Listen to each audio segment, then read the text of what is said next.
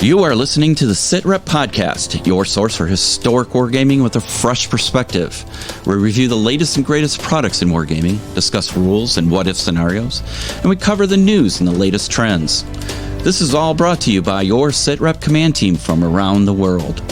Join us for another riveting conversation here on the SITREP podcast.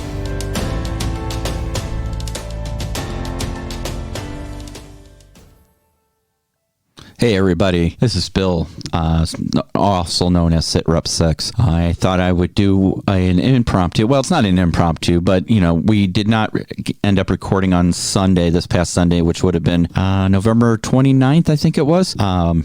Partially or mainly because I was sick in bed and just there was no way I was going to be able to run the recorder and the processor and everything. I'm still hoping to get some people trained up on being able to handle processing the show when I'm not available.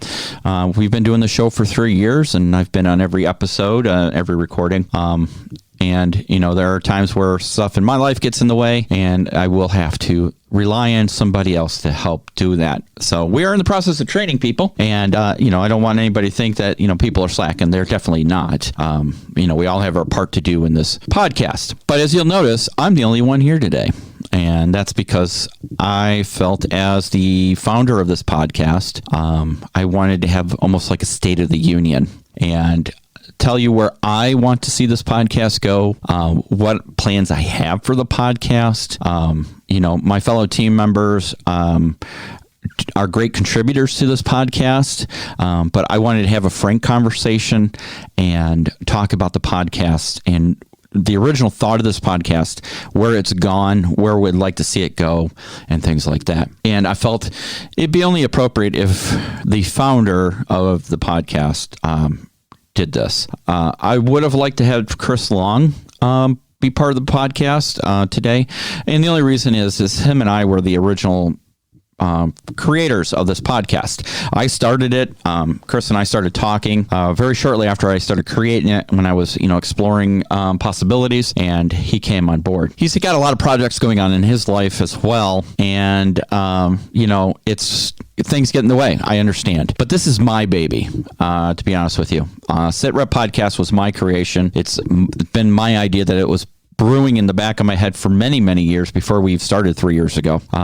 When I first started with Beast of War several years ago, it's 2013, 2014-ish, right around that time, when we first started, and I did my very first article for them, which was a analysis or a breakdown of the rule book for bolt action. And then we started covering that first convention of Adepticon, and it's grown since then. Unfortunately, we stepped away about a year ago now, and there's been a lot of changes. So I thought we'd talk about a lot of things today. And I hope you guys will enjoy this. I would really appreciate if you are listening on different formats other than Podbean that you like this, or join us on whatever format you're listening to it.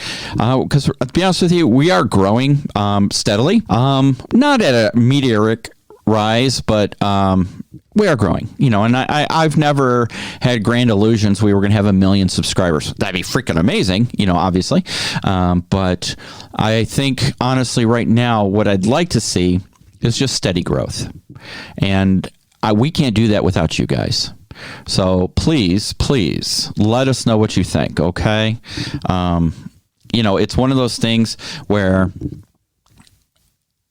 if you're not growing, you're dying, right? So we want to continue to grow.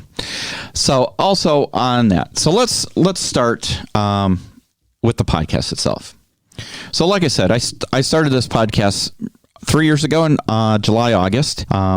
I literally was sitting outside on my back deck in the middle of the summer. I was early morning. I was having my cup of coffee like I like to have in the morning. And when the weather is beautiful like that, I like to sit outside and enjoy my backyard. It's a really lovely backyard. Lots of trees and bird fountains and things like that. My wife, Dawn, is very into birds and those type of things. And we like nature, right?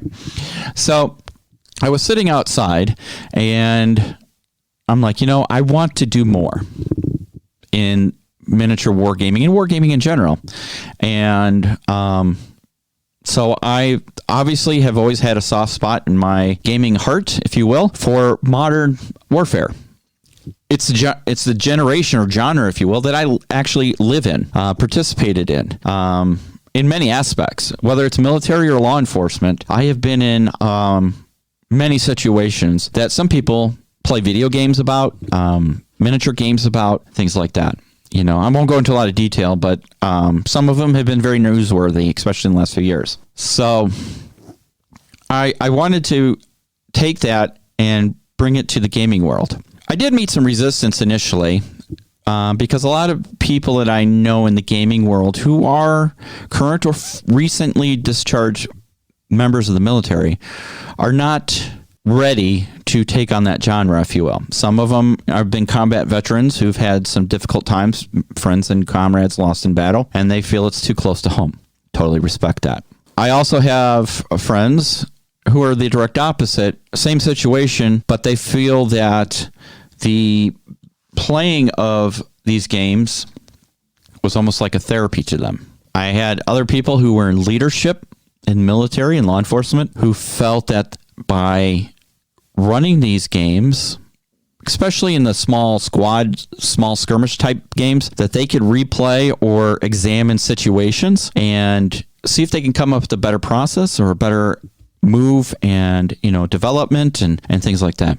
I looked at it from all those aspects, but another aspect that I looked at it from is I just wanted people to learn about modern, and I want to even say warfare, about modern military. What the people that are going through that have, you know, in the last 20 years, I'm going to talk about since 2000 and, September 11, 2001, because I, myself, had been associated with the military. I initially went in 1986, got out for several years, and then went back in. I just looked at my VA record. The years are all screwed up, but, a close approximation. But, I was in post 9/11. My best friend, I have two really, what I consider my best friends, my brothers from different mothers, Marty, who's on this podcast. He had been in the military since, 1990-ish, and just retired about a year ago.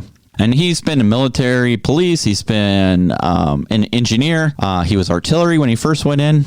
Bad choice, Marty. But hey, somebody had to go to Fort Sill, right? And he's done several tours to Iraq and Afghanistan. And then my other best friend, Chris, who is like our network support guy, if you will. Not Chris Long, the founder, but Chris Wimmer. Again, he's been in the military since we were in high school together. He actually joined his junior year of high school, I want to say, and has been in, and he just, as of the end of October, retired. Both these guys have been deployed several times, been around the world, different hostile environments. We're in leadership positions, first sergeants. I want to say sergeant major at some point, at least one of them. I may be wrong on that, but I know they were in high-level command positions. At the same token, my two sons were in the military in the last 6+ years. I actually have a son who's still in the military. He is currently stationed in a European country. I don't want to give away too much information for security reasons. Not that he's in a high security job at the moment, but still, it is in the military, and I want to respect some of that.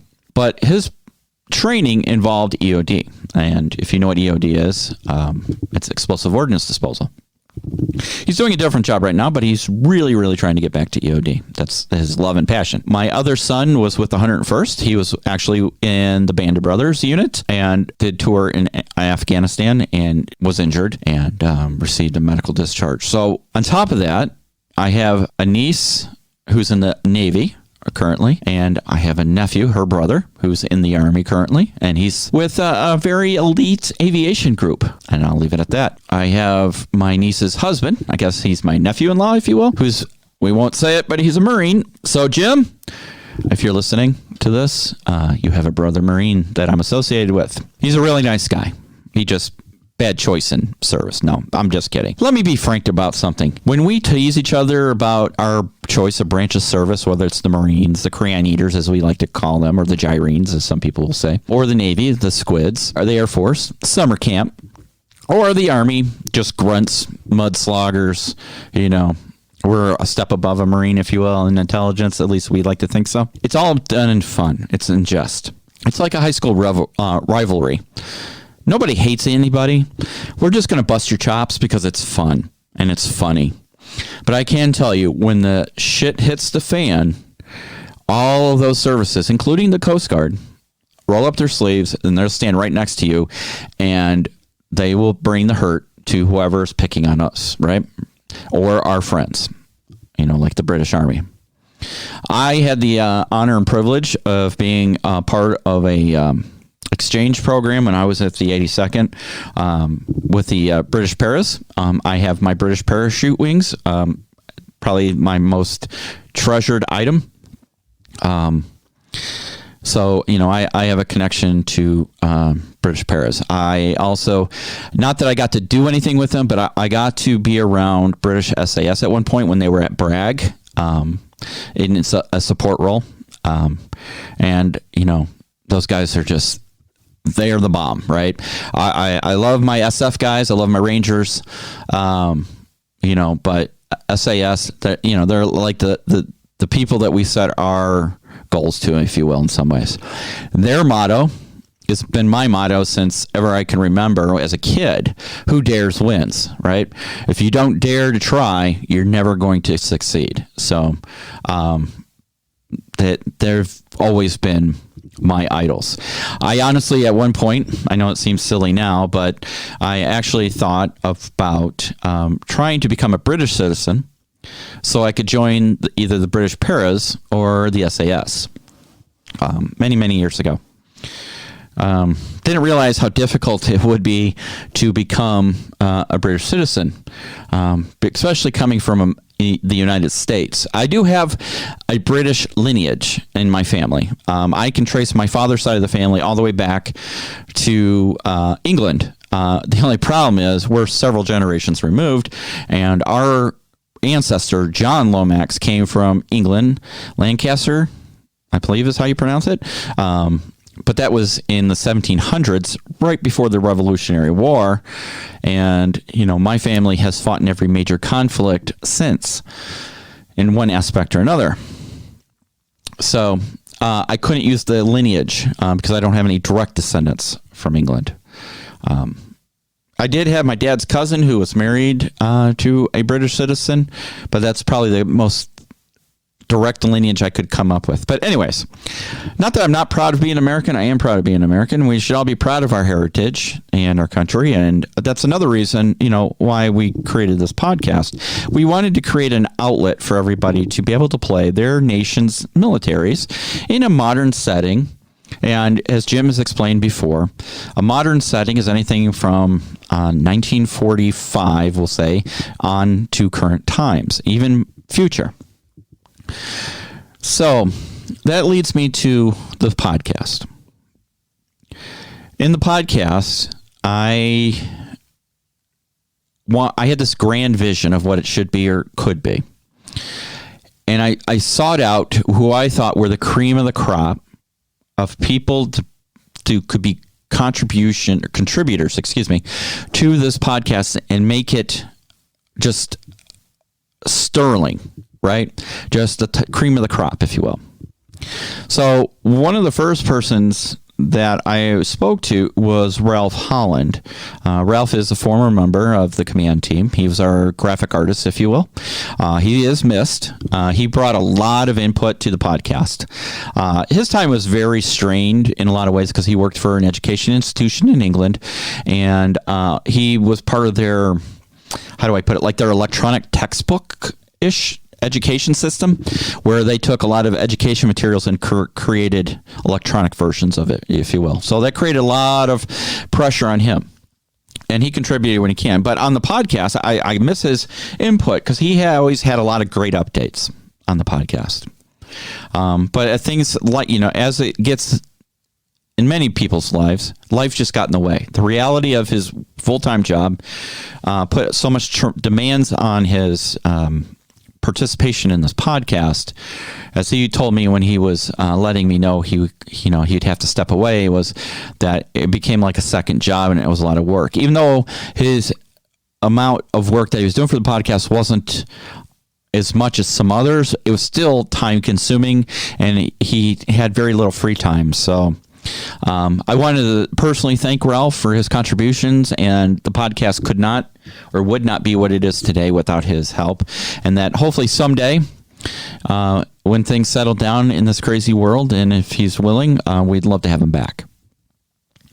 That brings me to my next participant. And he's been a huge, huge influence on this podcast. He has raised the bar of production level to a level I could not imagine, to be honest with you. I had hopes, but the reality of it was it beat all expectations I had. And that's Jim, Big Jim Oriskany. I've known Jim for several years. We first met officially at the Team Yankee boot camp. And that was 5 years ago now. I just saw that pop up in my Facebook page as a memory. Him and I worked together as teammates on Beast of War, then on Tabletop.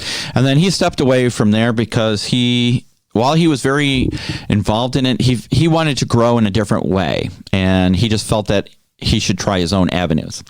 I was able to convince him to join this project. And he puts a lot of time, effort, and energy into everything he does. He's extremely knowledgeable. He does amazing work, and Sundays gaming, he does tremendous work. I do feel sometimes he feels that we don't appreciate him as much. And, this is not a slam to Jim. So please, Jim, if you're listening again, do not, feel like I'm attacking you or anything like this. I'm acknowledging that you do so much hard work for this podcast that it could not be what it is currently. And, sometimes I feel that I'm speaking for myself now. We don't meet up to your expectations. And I do apologize for that. We all, like I said, we all have full-time jobs. I wish I could be, full-time SITREP podcast, but, sometimes it just isn't possible. But getting back to Jim. So Jim puts in a lot of time, effort, energy, and it is an integral part of this podcast. When I decided to take it in different avenues from just being an audio podcast, Jim stepped up and he created Op Center. The very first episode of Op Center I ever saw, I was speechless, to be honest with you, just because it was so good. The production value was top notch. I jokingly had on my wall in my first home studio in our old house when we were really having a production of videos and things for Beast of War. I had a piece of paper on my production computer that had the letters WWLD. What would Lloyd do? If you're familiar with Beast of War on Tabletop, you know who Lloyd is. He's Warren's brother. He's kind of the brains, if you will, behind the operation. He's the one that makes stuff happen.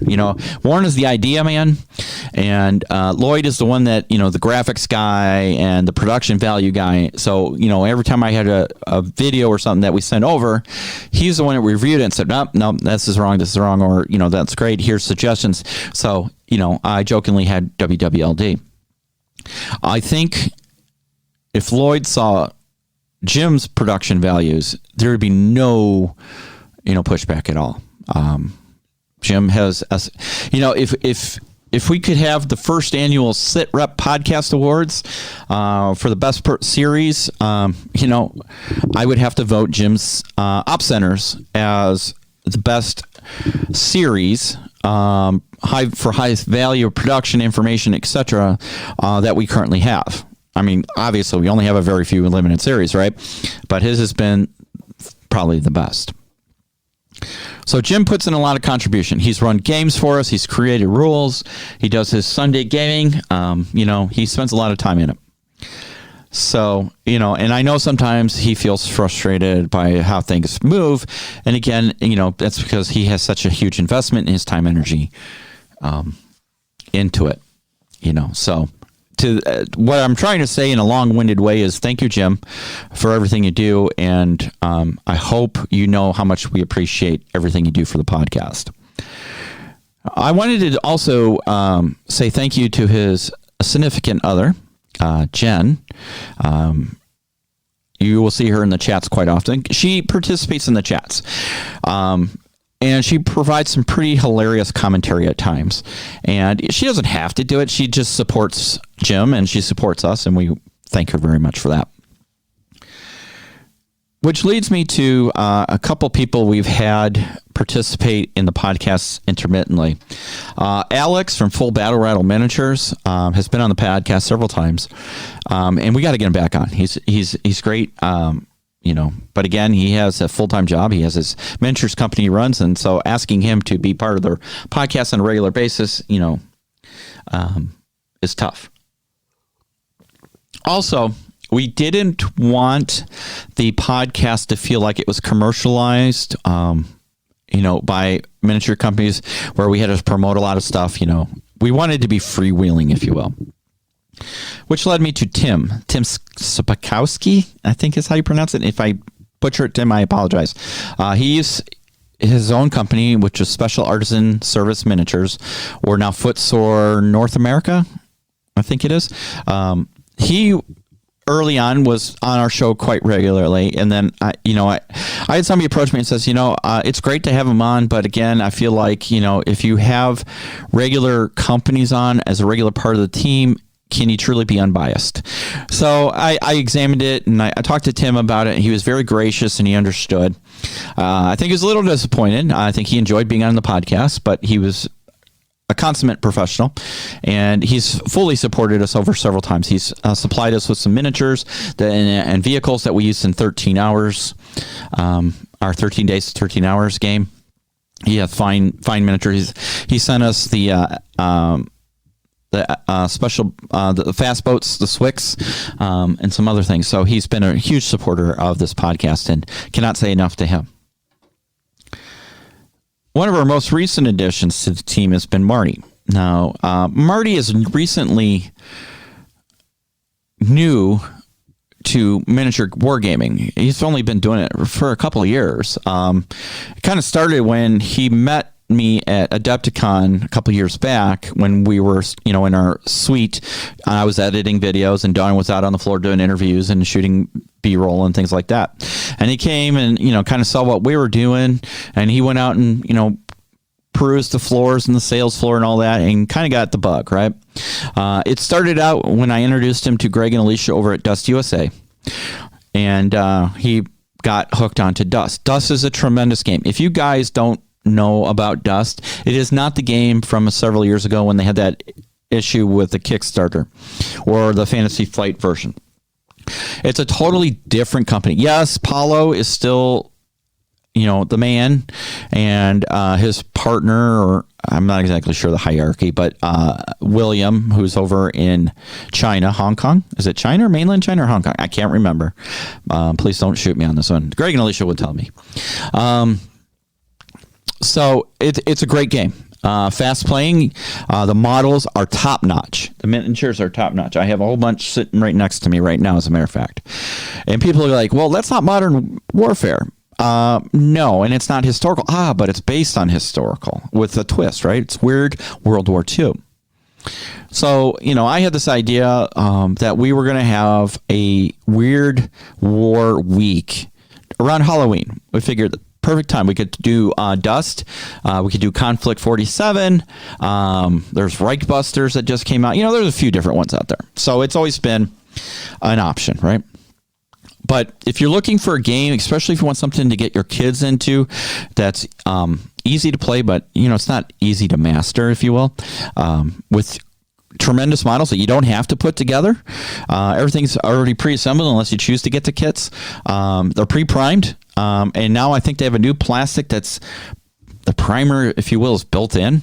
But like I said, amazing miniatures. And you can play Dust USA or Dust, on the grid system, or you can play the open version, which is, use rulers and yada, yada, if you want to do terrain without the grid.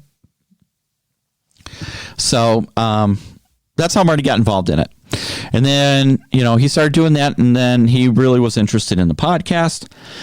And then he joined the podcast, and he's, I would say, an apprentice at this point, right?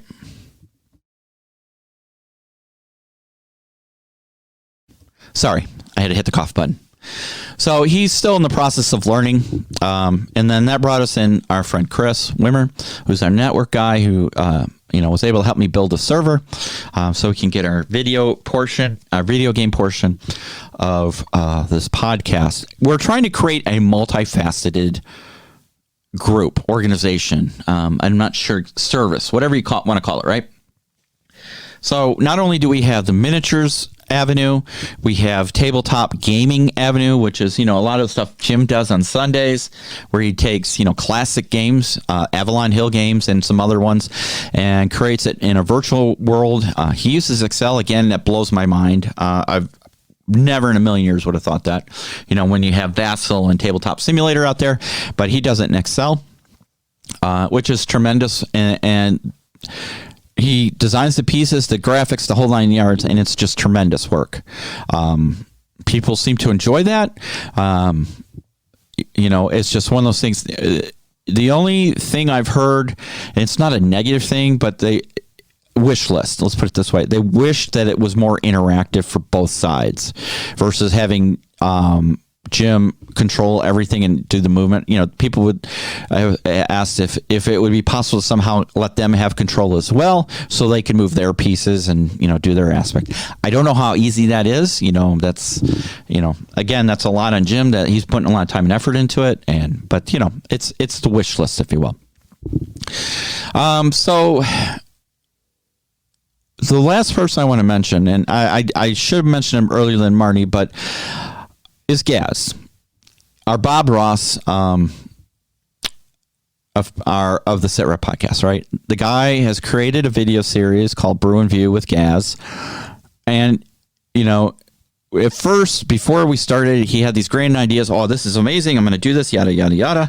And I said, be careful, Gaz. It's a lot of work, right? When you're editing video, for every hour of video, it takes roughly 3 hours to edit, right? Because you want to get everything right, and it's not easy when it's just you and you're trying to figure out angles and, et cetera, the production value. He produced a tremendous series as well. And he has such a calming, soothing voice, and he does an excellent job of going through the steps. So he learned it's a lot of work, and he's not a shy from work. But again, he's still active duty in the military, so that puts a tremendous strain on him. So, we thought we'd be able to do like every week, and then it became every other week lately, because of work and their shifts and things. They got him working really hard. So I don't want anybody to think that programs come and go and there's no, and it's just a fly by the night type thing. No, it's because of the production value and the time we put in. Like I said, if we had people that we could employ full time, say work Monday through Friday from 8 to 4:30, then obviously we'd have regular shows. But at this point in time, we can't do that. We are self-supported, which leads me to Patreon. We did try Patreon for roughly almost 6, 7, 8 months. I don't remember exactly how long we did it for. And it was, I want to say thank you to everybody who supported us in Patreon. A huge thank you. It helped us get some new equipment, like the soundboard I'm recording on right now was purchased because of you guys supporting this podcast. But it got to the point, especially when COVID hit, I just didn't feel good about asking for money. This project was started out of my love for modern wargaming. I wasn't into it to make a whole bunch of money. And, we do outlay quite a bit of operating costs, between the hosting service for the podcast, and restreaming and, a lot of other things. There are expenses. But as of right now, it's been my expense, right? And you guys did help out with a lot of that. And like I said, Patreon was pretty successful. And it got to the point where I wanted to send out rewards. I did send out some mugs to people because I felt really bad, because I still have Sergeant SITREP sitting on my desk here that they will get out eventually. But when COVID hit, my full-time job is in healthcare. I had no time, I was barely lucky to get enough time to squeak out a Thursday night show or the Sunday podcast, and COVID has taken over our lives in some aspects, some of us more than others due to our career. And then we made the decision to move to Florida, right? And then that changed a lot of things, and now we're back in Illinois. But Gaz has been an integral part of this podcast. So we have a tremendous team. But what I think, without diluting the team too much, I do think we need a few more contributors. Reason being is that it helps alleviate some of the burden off the people that are producing content. Whether that's you joining us on Sundays or, whatever we record. Right now, we've chosen to record on Sundays to help one of the team members because of his schedule. But his schedule gets changed around a lot. So, we have to find a time that's beneficial for everybody. Also, like the Thursday Night General show, it's been a show that I wanted to do. It needs to be produced better. But sometimes, like I said, work and life gets in the way. It'd be nice if we had other people who could contribute as well, even if it's a pre-recorded. Not everything has to be live, right? Streamed. We could pre-record. Like Jim's Op Center, those are pre-recorded, and Brew and View, unless he decides to do a live one. But it also would influx some new blood, into it and make it more interactive for people. The podcast has been growing pretty well, and we appreciate everything that's been happening with it. So that's kind of like the history to where we're at. Let's talk about where we want to go, right? Like I hinted, we'd like to see some more people become involved in the podcast. Whether it's, a quick, little show here or there, or, if you want to do a quick hobby video, whatever, that's grand. We decided to move away from being exclusively modern a couple months back. Reason being is that exclusively modern really limits your audience and your interest based. And if we're to grow, we want to be able to grow in many aspects, right? So we thought about doing historical. Now, there's a lot of people out there that do really great work in historical wargaming, and we never thought about competing against them. We just wanted to be able to welcome other people to the podcast. We did a survey a couple months back, and somehow pirates got involved in the survey. It was feudal Japan, westerns, and pirates. I don't remember how we even picked those three topics or categories, but pirates somehow won. So we started talking about, after 13 days of 13 hours, we would conduct a pirate campaign. I started getting some messages from certain people saying, boy, you guys are really going off the track here. A lot of people don't consider pirates historical, if you will. And while it truly is a historical period, it's not a huge one. It did not have a huge impact in a lot of ways in some, major historical events, if you will. And a lot of people equate it to Pirates of the Caribbean and things like that. More fantasy, than reality. And there are some tremendous games out there. Blood and Plunder is one that comes to mind. And I know Marty invested in it. I know Gaz did. I know one of our fans, Rasmus, really loves Blood and Plunder as well. I know the guys from Firelock Games. They're tremendous guys, and they make a tremendous product. It's a great product, right? But the audience spoke. And they're like, not so much, right? So we're like, okay. And then we had a little comment section put into one of our podcasts, and some people felt like we were wandering too far from our mission. Okay. Our mission statement, if you will. Our mission statement was, we are here to explore the avenues of modern wargaming, anything post 1945. So in one of our later podcasts, we addressed that, and we all kind of agreed that we are going to dedicate a certain percentage of our energies towards modern and a lesser percentage towards other historical periods. Because there are a lot of people that are interested in other things. But so we granted, like, last night, I'm recording this on Wednesday, December 2nd. Last night, I did an impromptu live stream because we didn't have Tuesday programming at this point. I did a little bit earlier, and I apologize if anybody was expecting it to be later. It just because of the timing, I wanted to make sure I get it right. And I was trying to capture some of the other geographical locations without being way into the middle of the night. So that's why. So last night I did some video gaming on a game called Door Kickers 2, which is a modern strategy planning CQB type game where you got a team and you got to go into buildings, eliminate the bad guys, rescue hostages, or take an HVT. So we started talking a little bit about kill zones and funnels and things like that. Which I have experience in CQB. I was gone through several CQB classes and training. I was part of the red team.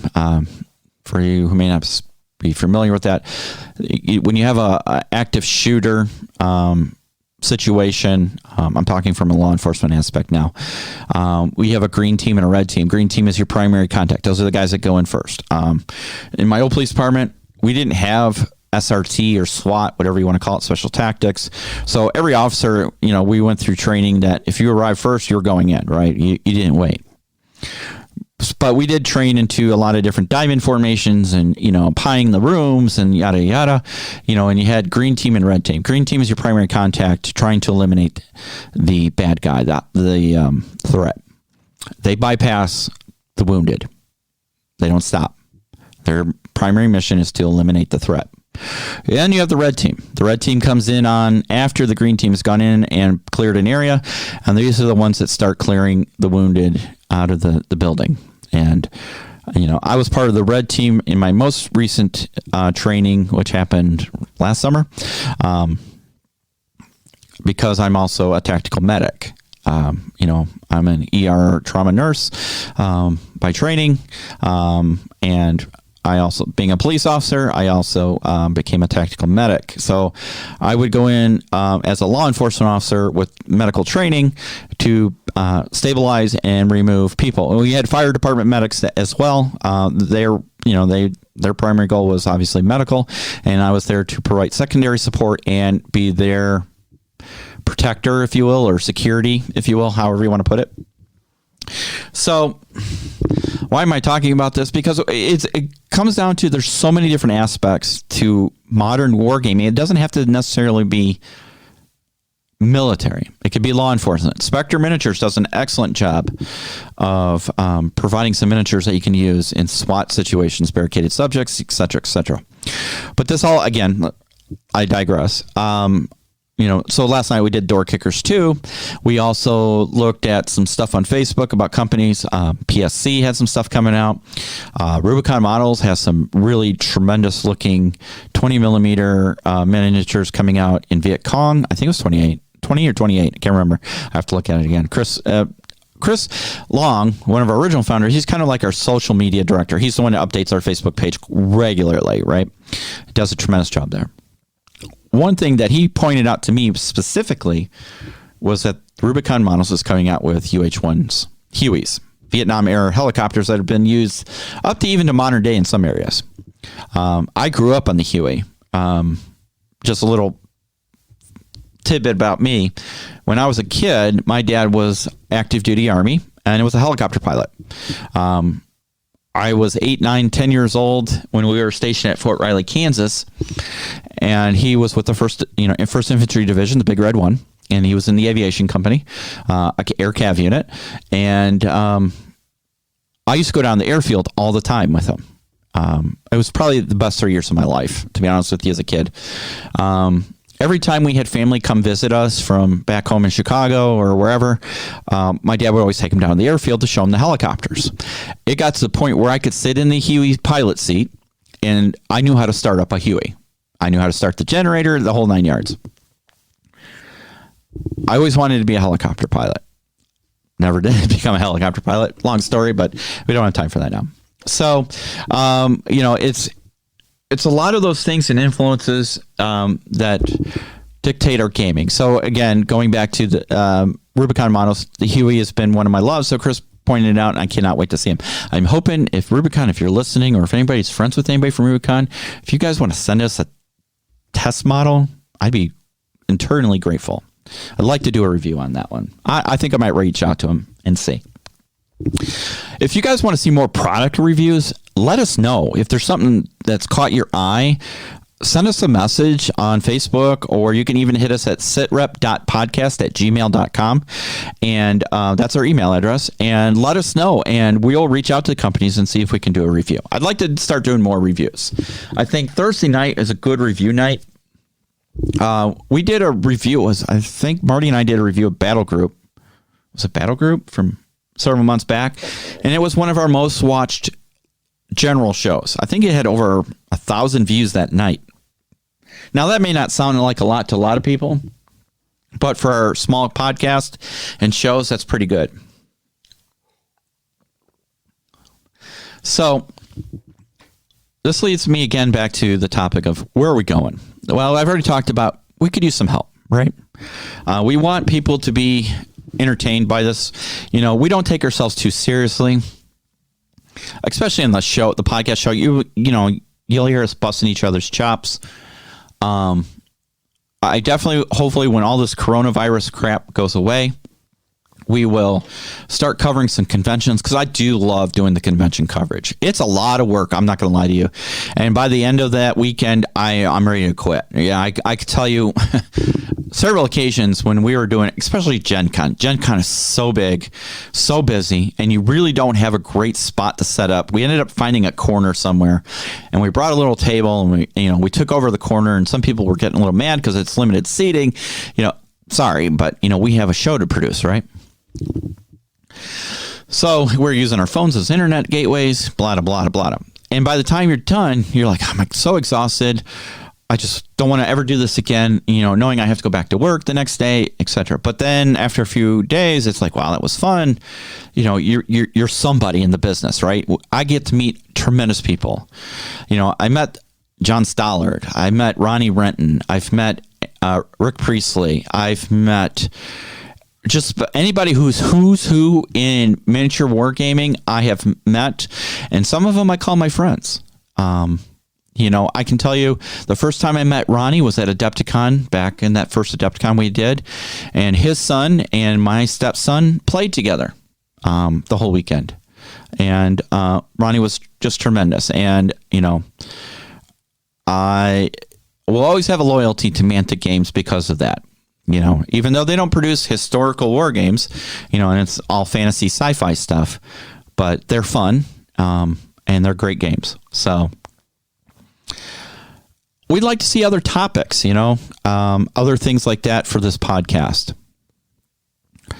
because it is a lot of work. And I can tell you at times we all have felt frustrated. There was a few months back when I was overloaded with work, coronavirus is kicking my butt. I was, having staffing issues, and it got to the point where I don't know how much longer I can do this, and I'm referring to the podcast. And I told the guys, I think I'm gonna step away. If somebody wants to take it over, it's your baby. I just can't do this anymore.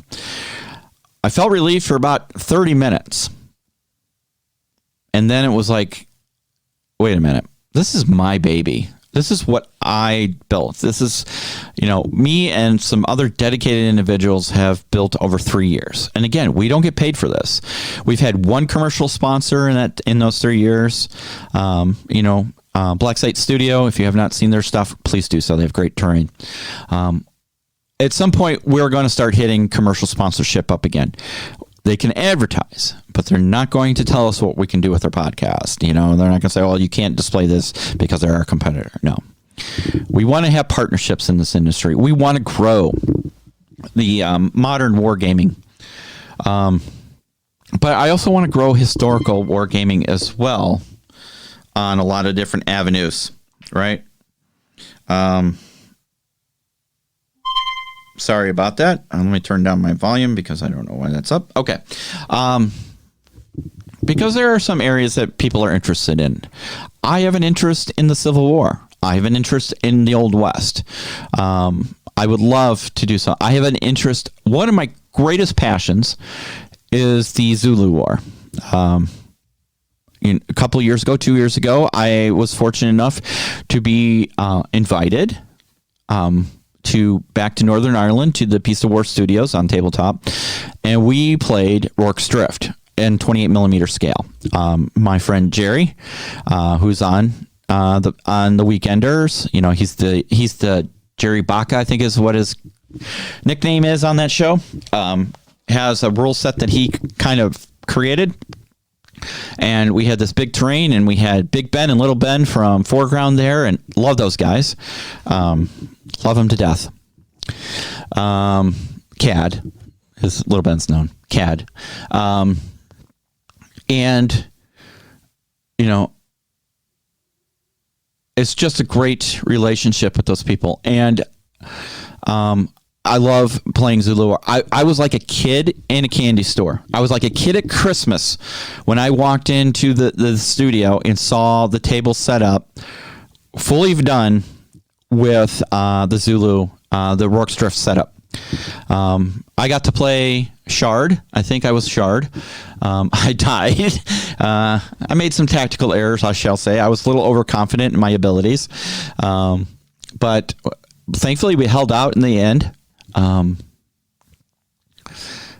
But it was a great game. I mean, and it lasted for hours. I can't remember what time we started. We started about noon, 1 o'clock, I want to say, and we didn't get done till 10, 11 o'clock at night. And it was the best time ever, right?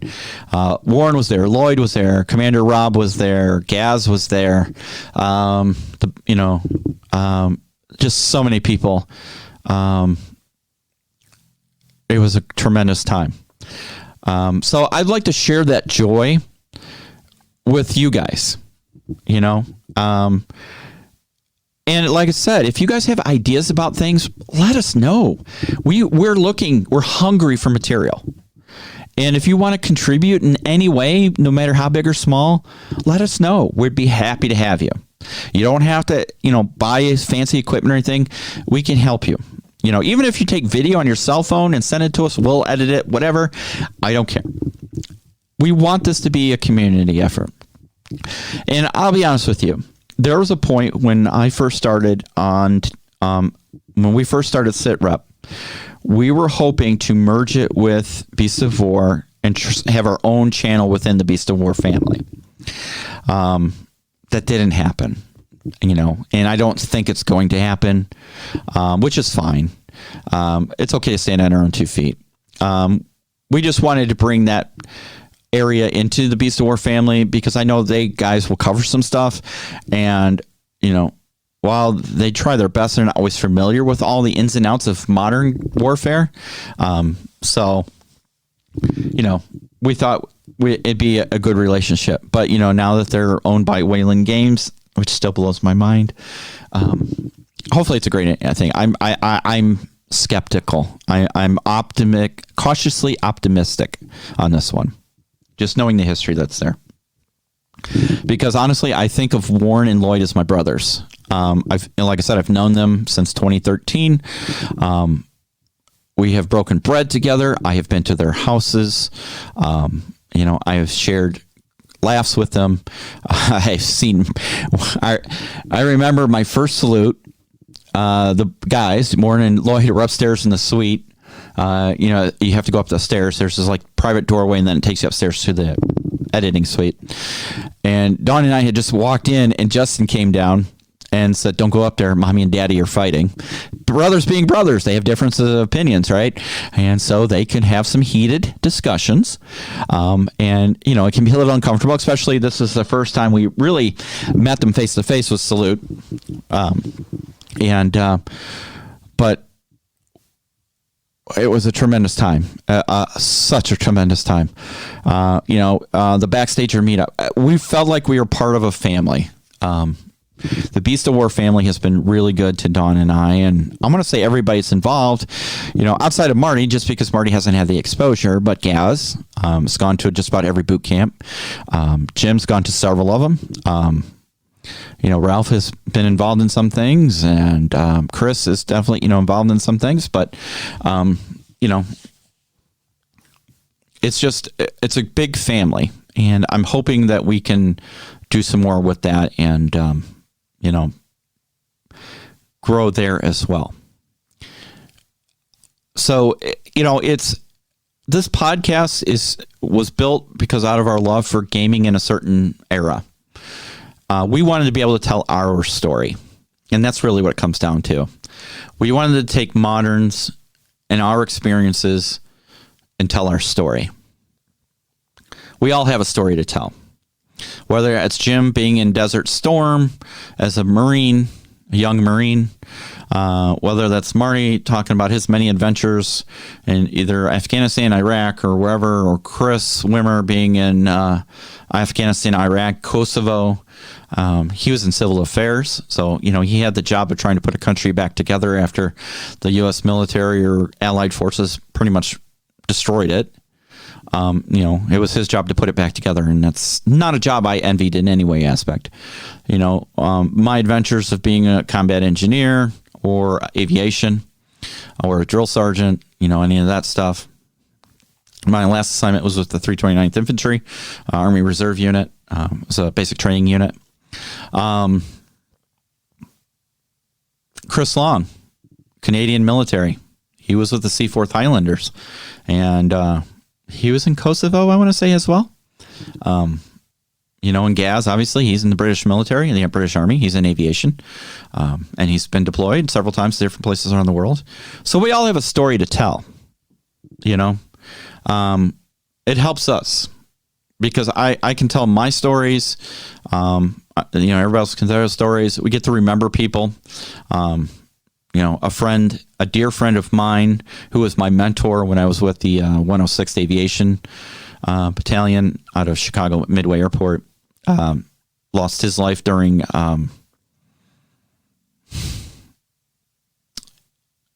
it's been so long, during Operation Desert Storm. That would be Staff Sergeant Bill Cheney, and a few other people I know. And, we all have people we know that aren't walking the earth anymore.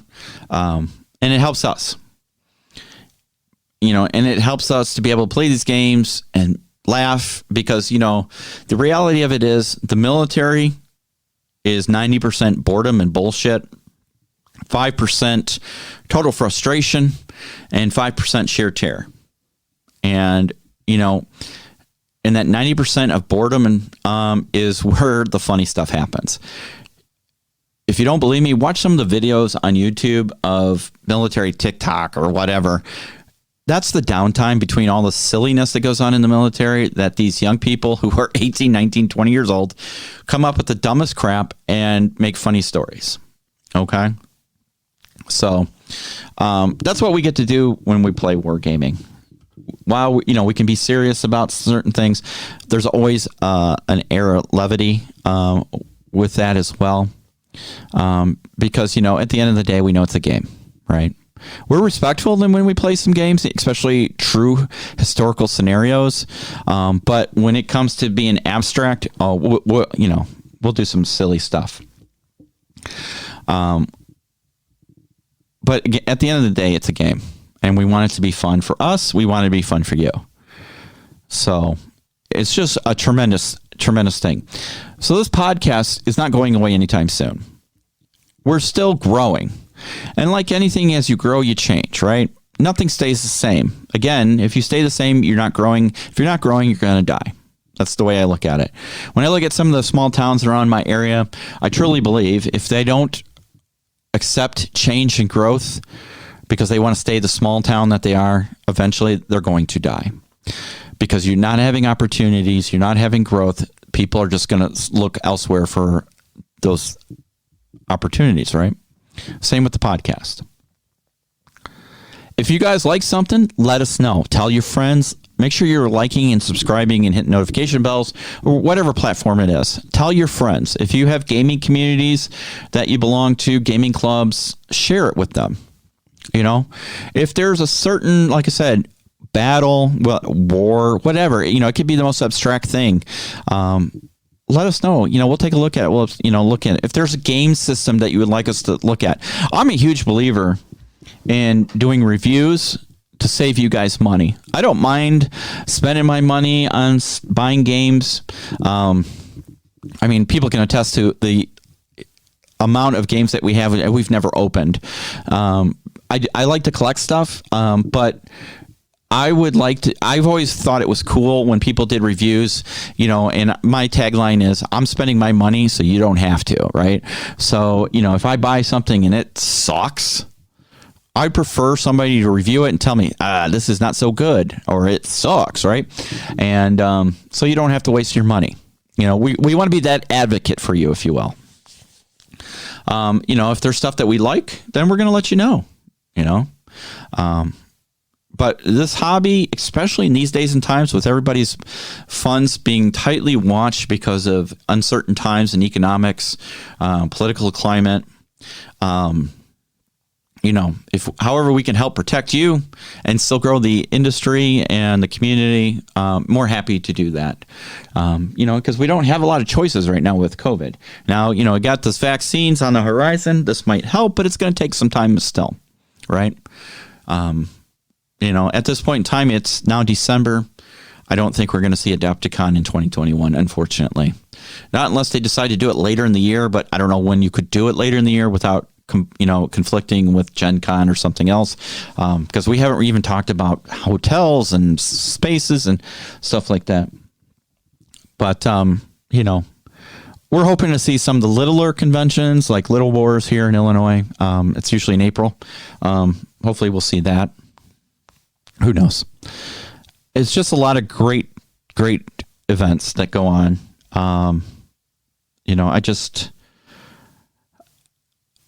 I wanted this podcast to grow. And like I said, I'm doing this show solo today, just because one of the timing of it, and two, I wanted to be able to speak freely without having to worry about people being at the round table with me and feeling like they had to address it or answer it or whatever the case may be.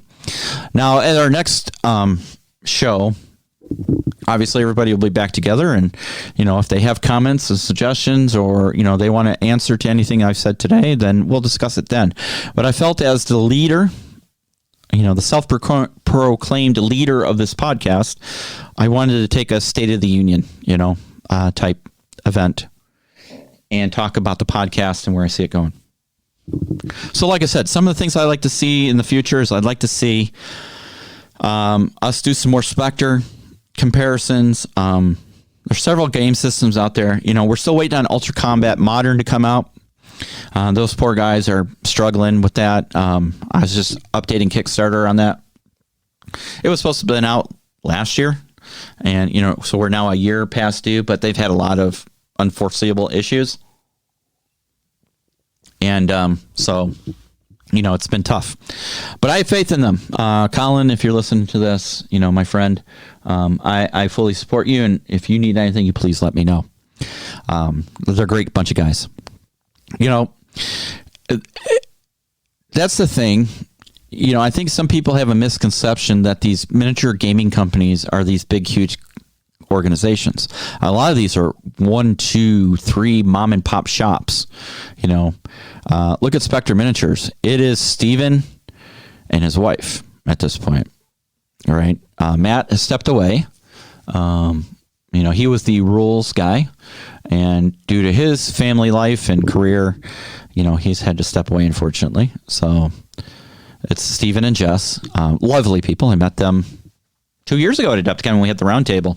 I might put the roundtable back up for everybody on the YouTube channel, just so you can see it again, and release some of the really great time. It was a tremendous event.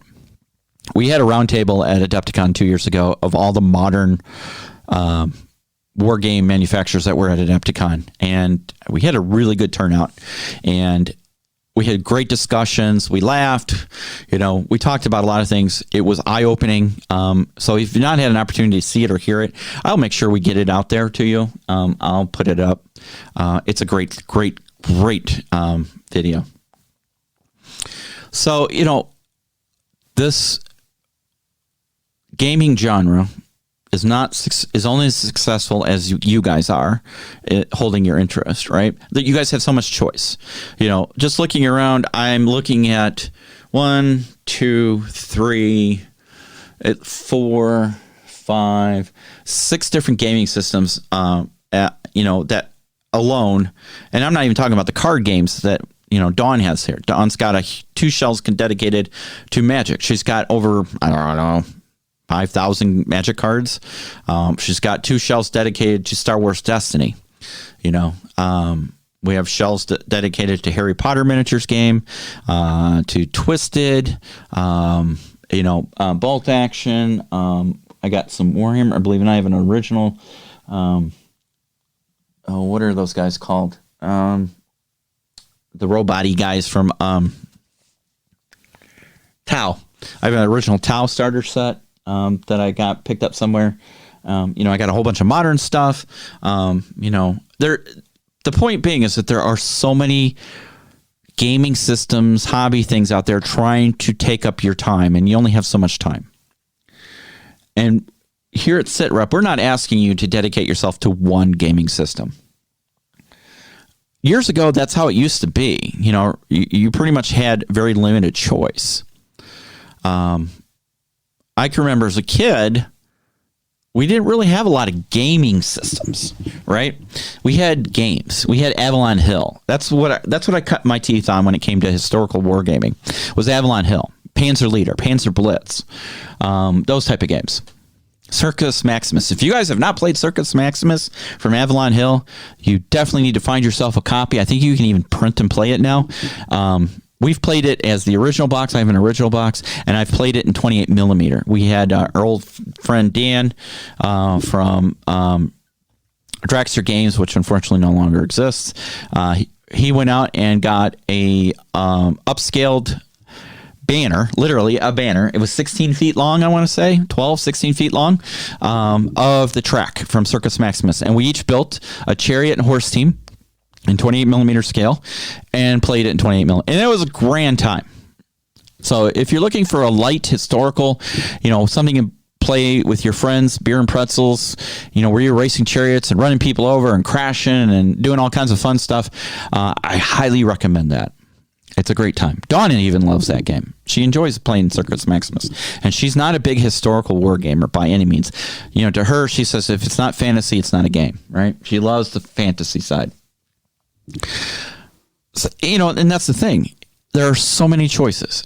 Whether it's miniatures, whether it's a tabletop game, like a good old-fashioned hex and counter game, or some of these other area zone control games, with chits and things like that. Video games. Video games has taken over a lot of time. Video games makes it easy to play solo, right? Or to play with somebody else across the world, That's why we do what we do, and that's why I have found it, interest in video games more in the simulation, like DCS World. I started my own F-18 squadron. I have to get it all set up. I start these projects, and then something else comes along, right? And I mean to get back to it, which leads me to our latest entertainment project here at SITREP. It's called Battle on Radio. Battle on Radio, it can be found on live365.com. It's available in the US, Canada, and UK due to licensing, because we play real music. It's not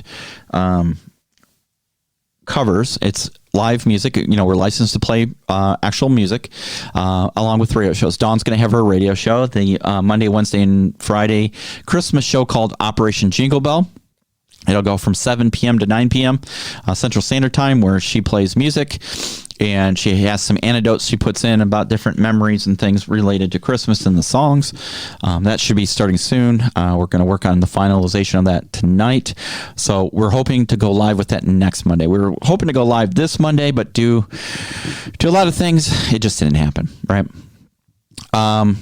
I'm going to, like I said in the broadcast last night, I think I'm going to work on some era-specific programming on the radio show, like a Vietnam block of music from that era. So if you're playing some Vietnam-type games and you want to have a soundtrack playing in the background, you'll have that music. Our friend Chris Long sent me a Facebook thing that, there's a switch in the Huey that you have to have. It's called Playing Fortunate Son, right? So obviously that song will make it into the whole time. So on top of that, it's just a grand time. And Battle on Radio, like I said, can be found on Live 365. It's 24 hours a day, 7 days a week. We're going to rebroadcast the podcast on there on Mondays evenings. for those who would like to pick it up there. We might do it more often than that. I didn't want to overload it, but we have a lot of music, so there'll be regular shows. We'll be doing some live shows. We'll have live DJs once in a while. So anybody out there that would like to be a live DJ and do a block, it could be an hour block, it could be 2 hours, whatever you want to do. If you want to do it once a week, whatever, reach out to us at sitrep.podcast@gmail.com. Let us know. We'll get you hooked in, and you could always fulfill your destiny as a radio DJ. Also, another avenue of communication we have is our Discord channel. Jim really has been the instrument behind our Discord channel. He seems very familiar with it. I'm still struggling with it. I have not used it. I don't know for some reason why I have such a problem with it. I'm pretty good with technology and software, but for some reason I just haven't figured it out yet. I have to get back in there and play with it and figure it out. But that's our community hub for communication. So please check out our Discord channel, SITREP Podcast, and there's different things in there because I think Jim is thinking about starting up another HK Ops. That's our RPG game. He's been streaming that on Sundays when we had it. I played a couple sessions. I told him, if he does another one, you can count me in on. I will be there for every session. I'd like to get into that. So I really enjoy RPGs. I know Chris Long has printed up the alpha rules for Twilight 2000. I looked at them today. I think I'm going to hold off a little bit and wait for the betas to come out, just because I think I would like to host a Twilight 2000 game on SITREP at some point, but I don't want it to conflict with the HK Ops, so one thing at a time, right? We want to make sure we give you guys a lot of gaming opportunities because we want you guys to have a community to game with, because like I said, right now we know that a lot of people are isolated and, are doing a lot of stuff solo, and sometimes you miss that gaming interaction. Like when we created our St. Valentine's Day Massacre gaming weekend, people were really looking forward to getting together and we were going to game, and unfortunately, we had to cancel that. We're hoping next year, and I mean later next year, I'm thinking around Thanksgiving next year because a certain person I know is planning on coming out as long as everything's kosher by then, will be here. And I'm talking about Gaz. So if we can roughly put it out there, I know it's hard travel times for some people because they have family. I don't know, again, I'm spitballing here. We'll see, but I would like to do it because some of my fondest memories in gaming have been these events that I've been to, whether it's been a boot camp at Beast of War headquarters, or even the Backstage or meetups that we've had, whether it's Salute or at